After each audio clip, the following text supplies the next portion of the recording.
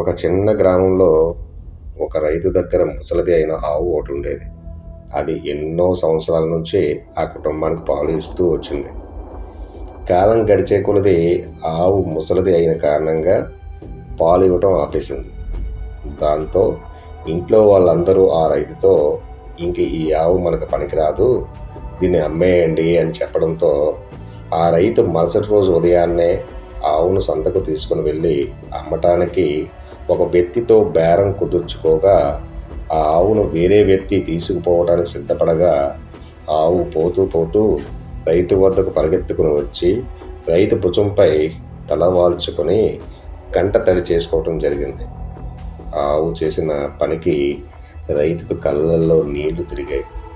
వెంటనే ఆ రైతు ఆ ఆవును పాలు ఇవ్వకపోయినా సరే ఇది నా కుటుంబంలో ఒక్కటే అని చెప్పి తిరిగి ఆనందంతో ఆవును ఇంటికి తీసుకొని వెళ్ళిపోయాడు.